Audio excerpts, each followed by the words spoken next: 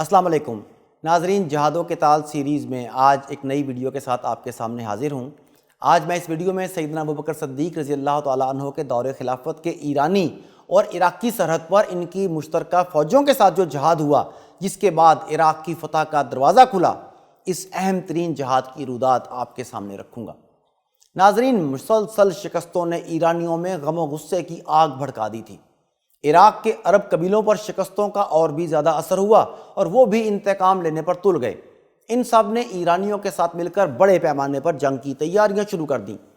قبیلہ بکر بن وائل کو اپنے ہم قوم اور اپنے ہم وطن لوگوں کے ہاتھوں جو شکست اٹھانا پڑی تھی، عراق کے عربی نسل عیسائیوں کو اس نے آگ بگولا کیا ہوا تھا۔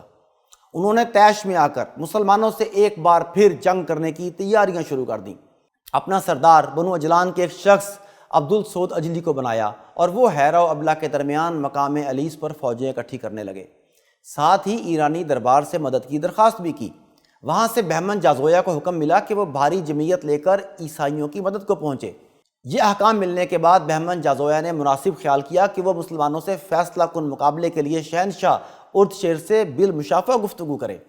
اس نے فوج کی کمان ایک سردار جابان کے سپرد کر کے اسے ہدایت کی کہ وہ فوج لے کر علیس چلا جائے، لیکن جہاں تک ممکن ہو ایران کے دربار سے اس کی واپسی تک جنگ کا آغاز نہ کیا جائے۔ خود وہ شہنشاہ سے مشورے کے لیے روانہ ہو گیا۔ وہاں پہنچ کر اسے معلوم ہوا کہ شہنشاہ اردشیر بیمار ہے۔ وہ وہیں ٹھہر گیا، لیکن جابان کو کوئی ہدایت نہ بھیجی۔ ادھر جابان نے علیس پہنچ کر عیسائی فوجوں کے متصل پڑاؤ ڈال لیا اور انہیں مسلمانوں پر حملہ کرنے کے متعلق مشورے دینے لگا۔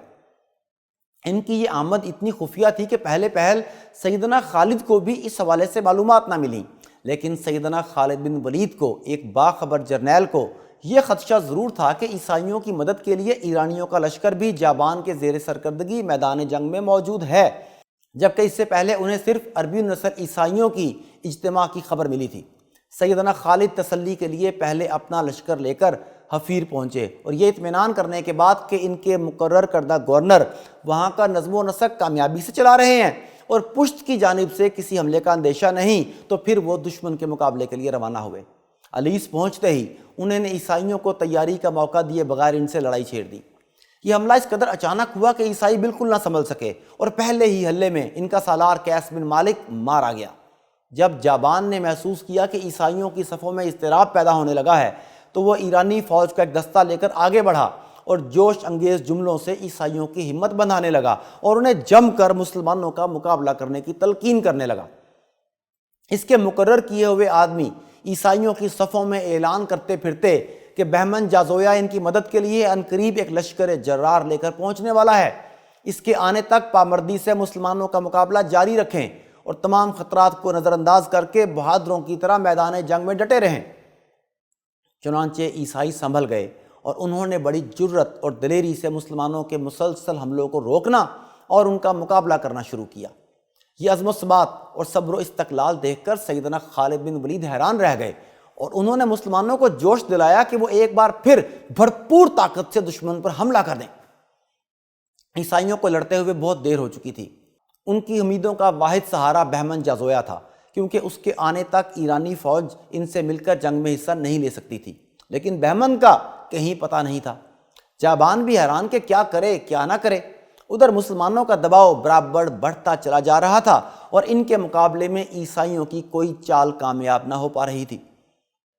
آخر دشمن کی طاقتوں نے جواب دے دیا۔ ایک ایک کر کے ان کی صفیں ٹوٹنے لگیں اور وہ میدان جنگ سے فرار ہونے لگے۔ سیدنا خالد نے یہ دیکھ کر فوج میں اعلان کر دیا کہ بھاگنے والوں کا تعاقب کیا جائے اور انہیں زندہ پکڑ کر ان کے سامنے پیش کیا جائے۔ صرف اسی شخص کو قتل کیا جائے جو کسی طرح قابو میں نہ آئے اور مزاحمت پر آمادہ ہو جائے۔ چنانچہ مسلمانوں اور ان کے مددگار عراقی عربوں نے جو اسلامی فوج میں شامل تھے ایسا ہی کیا اور عیسائی گروہ در گروہ میدان جنگ میں لائے جانے لگے۔ عیسائی تو بھاگ رہے تھے، لیکن جابان کی ایرانی فوجوں نے جنگ شروع ہونے سے پہلے کھانا تیار کیا تھا اور وہ اطمینان سے بیٹھے کھانا کھا رہے تھے کہ مسلمان بلائے ناگہانی کی طرح ان پر آن پڑے۔ ایرانی لشکر سے ایک بڑے جنگجو نے میدان سے نکل کر دعوت مبارزت دی۔ اس کے مقابلے میں خود سیدنا خالد بن ولید رضی اللہ تعالیٰ عنہ آگے بڑھے۔ اس ایرانی کمانڈر نے سیدنا خالد پر حملہ کیا۔ آپ نے اس کے وار کو ڈھال پر روکتے ہوئے تلوار سے اس کا کام تمام کر ڈالا۔ اس منظر سے ایرانی لشکر پر ہیبت چھا گئی۔ اس قدر بدحواس ہو کر بھاگے کہ اپنا پکا پکایا کھانا بھی چھوڑ گئے۔ مسلمانوں نے جب مال غنیمت جمع کیا تو اس میں پکا ہوا کھانا بھی شامل تھا اور اس کھانے میں میدے کی روٹیاں تھیں۔ مسلمانوں نے اس سے پہلے میدے کی روٹیاں نہیں کھائی تھیں۔ وہ ان روٹیوں کو دیکھ کر بہت حیران ہوئے۔ اس جنگ میں ایرانی لشکر کے 70,000 ایرانی اور عرب عیسائی اپنے انجام کو پہنچے۔ وہ کھانا اسی طرح چھوڑ کر فرار ہو گئے۔ سیدنا خالد نے اپنی فوج سے کہا، یہ کھانا اللہ نے تمہارے لیے تیار کروایا تھا، اب تم مزے سے اسے کھاؤ۔ مسلمان دسترخوانوں کے ارد گرد بیٹھ کر کھانا کھانے لگ گئے۔ عجیب عجیب کھانے تھے جس سے مسلمانوں نے کبھی دیکھا تھا نہ چکھا تھا۔ وہ کھاتے جاتے اور اللہ کا شکر ادا کرتے جاتے جس نے انہیں بے مانگے نعمتوں سے نوازا تھا۔ حلیز کے قریب دریائے فرات اور دریائے باقلی کے سنگم پر ایک شہر اغمیشیا یا منیشیا آباد تھا، جو آبادی کی کثرت اور مال و دولت کی فراوانی میں ہیرا کا ہم پلہ تھا۔ اس کے باشندوں نے ابھی حلیز کی جنگ میں عیسائیوں اور ایرانیوں کی مدد کی تھی۔ جنگ ختم ہونے کے بعد سیدنا خالد نے اس قصبے کا رخ کر کے اسے فتح کر لیا۔ یہاں سے بھی مسلمانوں کو کثیر مال غنیمت ہاتھ آیا۔ اس کا اندازہ اس بات سے بھی ہو سکتا ہے کہ مال غنیمت میں ہر سوار کے حصے میں 1500 درہم آئے۔ اس کے بعد سیدنا خالد نے مال غنیمت کا 5واں حصہ اور ان جنگوں میں گرفتار ہونے والے قیدی سیدنا ابو بکر کی خدمت میں روانہ کر دیے۔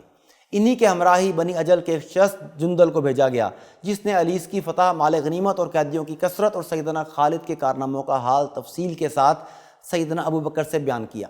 یہ واقعات سن کر انہوں نے فرمایا، عورتیں اب خالد جیسا شخص پیدا کرنے سے عاجز ہیں۔ حلیز کی جنگ کے بعد ہیرا تک مسلمانوں کا مقابلہ کرنے والا کوئی نہ تھا، یعنی عراق کا پایہ تخت اب مسلمانوں کے لیے اگلی منزل تھا۔ جہاد کی برکتیں مسلمان سمیٹ رہے تھے اور دنیا میں اسلام کا علم بلند کر رہے تھے۔